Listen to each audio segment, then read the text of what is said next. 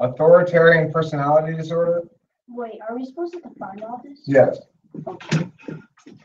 I don't want you to cut cards out. I just want definitions. Get definitions, but cited definitions. Cite the sources.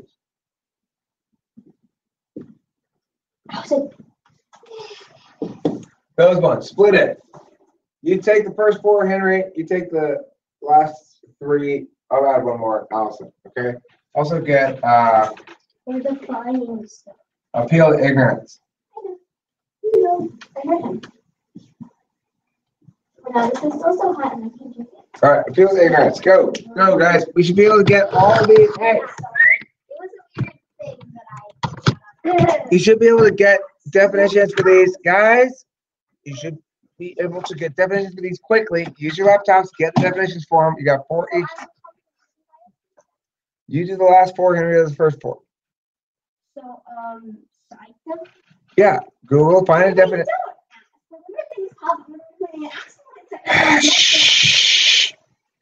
Go to the Internet Encyclopedia of Philosophy if you want to get the fallacies. Okay. Yeah. Okay. Now look. It says here. A fallacy is a kind of error in reasoning. The list of fallacies below. Go to Internet Encyclopedia of Philosophy, a peer-reviewed academic resource. It's called. I just Google fallacies. It's like the third response, the third result. Okay. Wait, post-ho. No. Is post-ho one of them? Post hoc. Is that one? Yeah, post hoc, ergo propter hoc, sometimes called.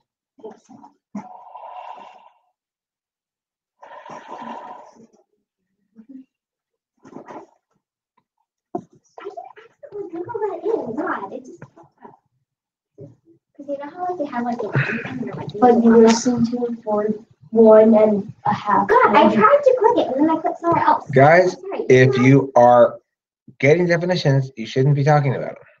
I thought the truth stand for the Encyclopedia of Philosophy, but it's not confirmation bias.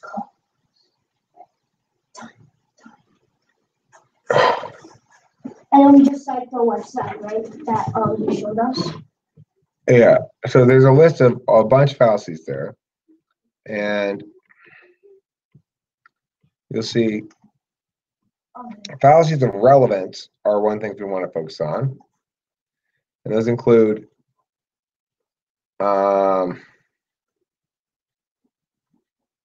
there's fallacies of ambiguity. Those are accent, amphiboly, and equivocation.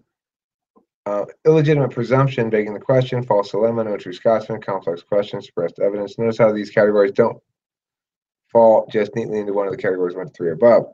Pedagogy. It is commonly claimed that giving a fallacy a name and studying it will help the student identify the fallacy in the future and steer them away from using the fallacy in their own reasoning. If a language provides a label for a complex concept, that could make it easier to think about the concept because the mind can handle it as a single package when juggling a set of ideas rather than having to keep each of its components in the air separately. It can also give a concept an additional label in long-term memory, making it more easily retrievable than ineffable concepts or those with more roundabout verbal descriptions.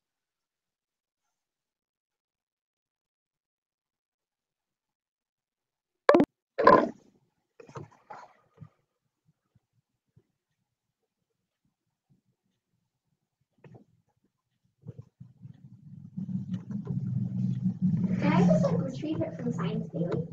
If you have a definition from a legitimate source, then it's fine. It doesn't matter which definition you get it from, but and where you get it from, but make sure it's from a legit source. I don't know. I like this theory of fallacies. A fallacy is a failure to provide adequate proof for a belief, the failure being disguised to make the proof look adequate. That's a good definition. But look, you know which ones to get. They're all on that list. You just got to find them.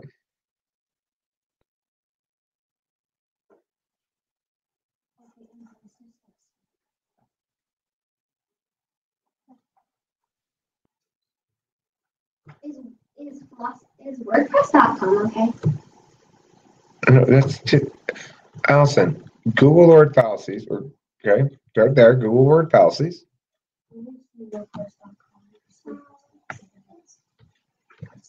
I told you where to go, guys. No, I'm on it. I'm on on the internet encyclopedia. Okay, so what do you see, Allison, in the second result for fallacies?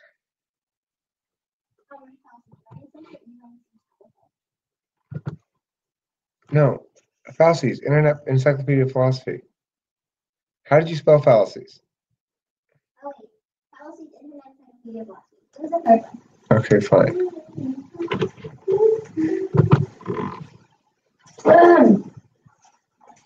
Can I define fallacy first? Yeah, I mean, we've got enough. Yeah, you can define fallacy as well. We've got a number of them.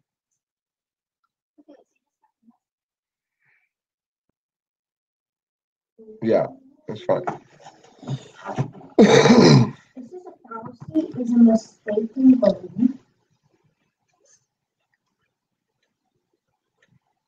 Okay, wait, Henry, what part are you getting? The first four, I guess. The first four, The first four, there's a list of 8 things to go to get definitions of. Allison. Oh, okay. I'm not confused. This is so confused.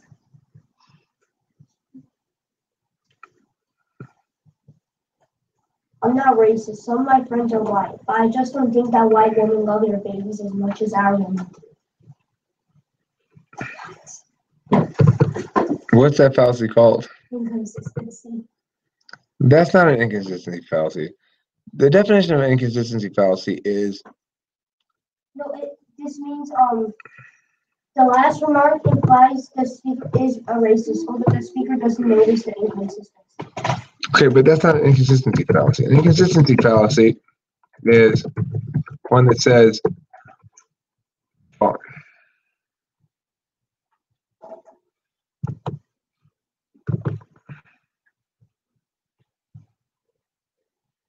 Inductive No. conversion. I don't like any of these definitions of inconsistency fallacy. An inconsistency fallacy is to claim that your position now is wrong because you once advocated a different position. So you're inconsistent, so your argument now is wrong. It's a fallacy of relevance. A fallacy of inconsistency is a fallacy of relevance that says, yesterday you argued that we should plant trees. Today you're arguing that we shouldn't plant trees. But the thing is, you might have changed your mind, and maybe you've changed sides, and you decide you've been convinced by those arguments. Now you're arguing the other side. The arguments in and of themselves have to be evaluated, not the person's past beliefs. Okay? That's a fallacy of inconsistency. So can I read their definition to see if it's correct? Yeah. The fallacy occurs when we accept an inconsistent set of claims. That is, when we accept a claim that logically conflicts with the other claims we hold. Yeah, I know. But that's not an inconsistency fallacy. That's just being inconsistent. Okay? So what we're looking for is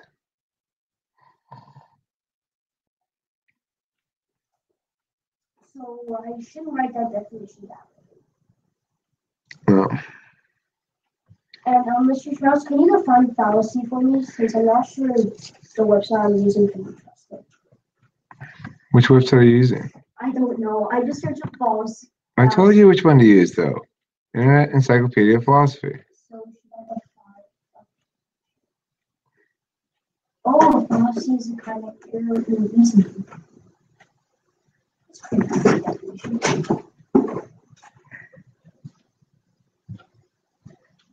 So I'll just skip inconsistency.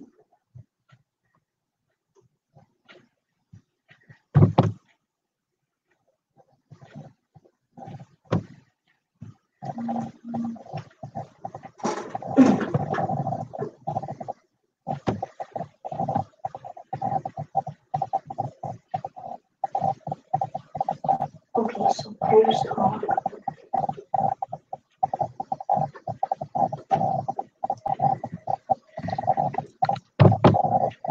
Post hoc.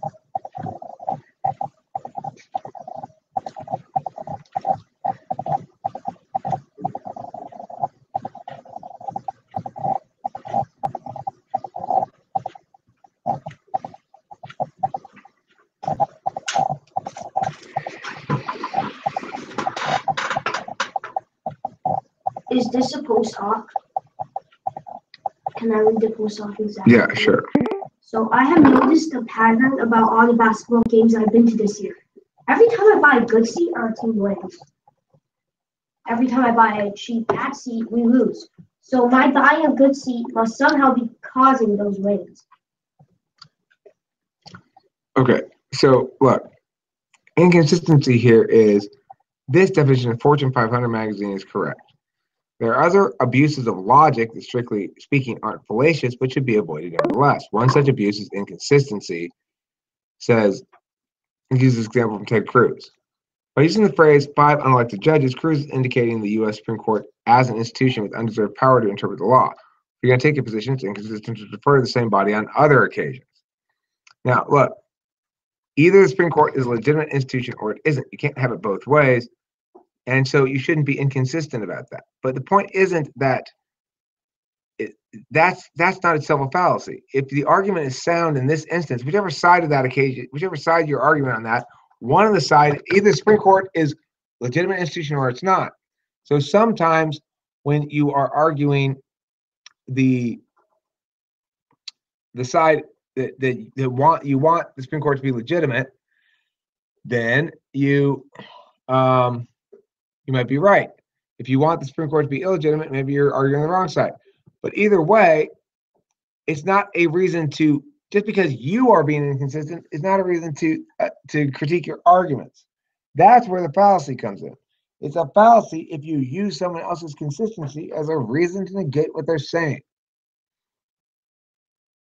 Okay? Now, proceed on to the next one. Skip that one, though, if you can't get a good definition. We'll go on to the next one.